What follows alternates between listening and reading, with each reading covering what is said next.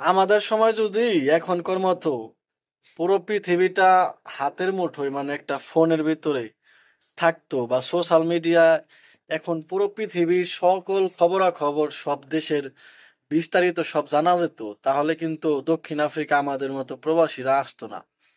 আমাদের সময় কিন্তু এরকম প্রবাসে আসার জন্য ওই বন্ধু বান্ধব ভাই ব্রাদার আত্মীয় স্বজন তাদের অত হয়তো যোগাযোগ ছিল না।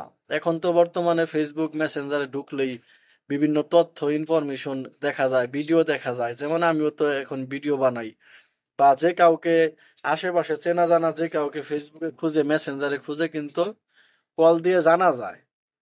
তো আমি বলবো যে এই 2025 সালে যেখানে পুরো পৃথিবী একটা ছোট্ট হাতের মুঠোয় একটা ফোনের ভিতরে, তো এই সময় দক্ষিণ আফ্রিকা কেউ আসলে অবশ্যই আপনার ভাই ব্রাদার আত্মীয় স্বজন পাড়া প্রতিবেশী যেই আছে তাদের সাথে অবশ্যই কথা বলে কিছু এদেশের বাস্তব চিত্র দেখার চেষ্টা করবেন, তারপরে দক্ষিণ আফ্রিকা আসবেন কিনা এটা ডিসিশন নেবেন।